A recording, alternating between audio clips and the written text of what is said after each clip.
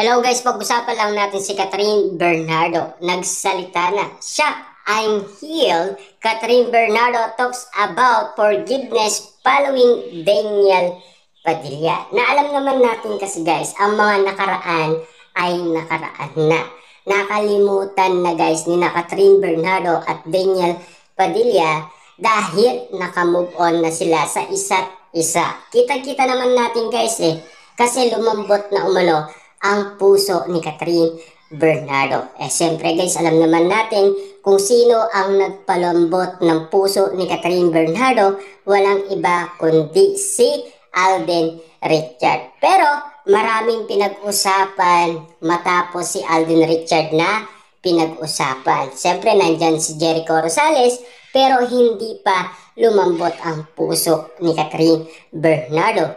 Nandoon din si Donnie Pangilinan na pinag-usapan after ng kasal ni Robby Domingo. At siyempre pinag-usapan din guys si Papa P at Catherine Bernardo. Pero hindi pa rin guys lumambot ang puso ni Catherine Bernardo. At pinag-usapan din guys si Mayor Mark Alcala last 2024 hanggang 2025. Pero last 2024 guys, hindi pa rin lumambot ang puso ni Catherine Bernardo. Tanging kay Alden Richard lang. Kasi alam naman natin guys, si Alden Richard, napakabait niya. Kasi ang nangyari yan guys, kung papaano lumambot ang puso ni Catherine Bernardo, napakasaya daw ni Catherine Bernardo kapag si Alden Richard laging spotted sa bahay ni Catherine Bernardo. Buong pamilya napakasaya dahil dumating si Alden Richard. Ika nga guys ng iba, parang naging superhero si Alden Richard noon kay Catherine Bernardo. Dahil natulungan niya guys mag-move on si Catherine Bernardo. Dahil lahat naman guys ng effort na tinitignan natin noon na pinag-uusapan at pinagkakaguluhan at pinagbepestaan lahat ng kilos ni Alden Richard kay Catherine Bernardo. Kaya nga naman guys, nung nagkataon nga naman na nahil na talaga ang puso ni Catherine Bernardo, yung pagkakataon ni Daniel Padilla ay talagang perfect timing din. Ibig sabihin, napapanahon. At siyempre, nasa tamang oras, nasa tamang araw. Ibig sabihin, kaya nag-ayos sila dahil natsyempuan ni Daniel Padilla na okay na si Catherine Bernardo. At kayang-kaya na guys, harapin ni Catherine Bernardo si Daniel Padilla. Siyempre guys, sa lahat ng katanungan noon na naririnig natin, puro second chance ang pinag-uusapan kung ano ang masasabi ni Catherine Bernardo. Doon lang tayo guys nagugulat at nagtataka noong nag-promote sina Catherine Bernardo at Alden Richard. Puro patungkol umano sa second chance. Kung ano ang masasabi ni Catherine Bernardo. Siyempre, alam naman natin guys, malaking tulong yun para kay Daniel Padilla. Lahat ng issue at intriga na binabato kay Catherine Bernardo. Kaya nga naman guys, no, lahat ng pangyayari na pinag-usapan sa social media, malaking tulong yon para kay Daniel Padilla. Ibig sabihin, lahat ng pinag-usapan ay nakatulong umano kay Daniel Padilla. Ibig sabihin guys, lahat ng kinikita ngayon ni Catherine Bernardo, hindi niya sinasarili. Kasi iniisip niya pa rin si Daniel Padilla. Ika nga guys ni Catherine Bernardo, lahat ng success ko ay para din sa'yo.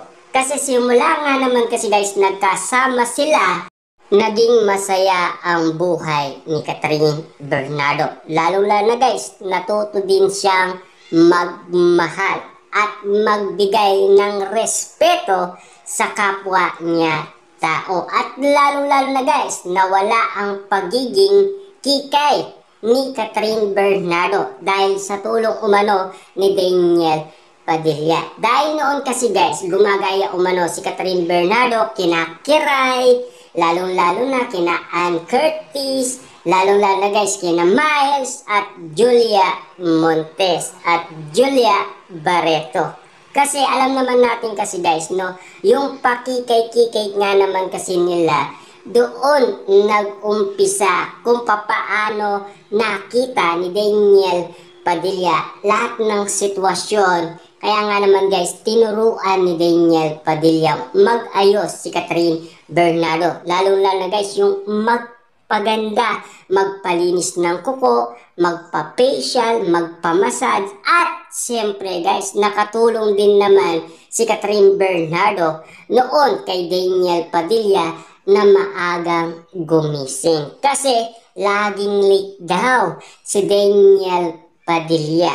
Laging late yan guys sa shooting at laging galit na galit itong si Catherine Bernardo. Kita nyo naman guys, no? Kaya nagalit si Catherine Bernardo kay Daniel Padilla sa kasal ni Robby Domingo. Late na late yan guys. Kaya iba ang nakapartner ni Catherine Bernardo. Dahil sa galit umano guys ni Catherine Bernardo, na i-block niya umano guys si Daniel Padilla. Ibig sabihin, aksidente lang daw. Ayon kay Catherine Bernardo. Hindi niya sinasadya guys, pero alam naman natin guys, galit na galit si Catherine Bernardo.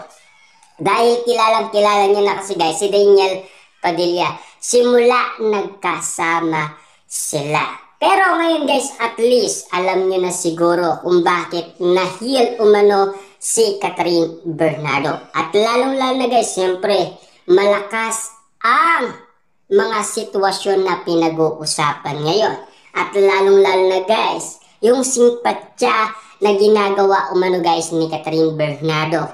Lalong-lalo na guys, yung pagsusuot niya ng mga regalong binigay ni Daniel Padilla, yun ay malaking bagay na pwede nating pag-usapan. Kasi isang alimbawa yan guys na parang nagpaparamdam na sila at parang bumabalik na sila.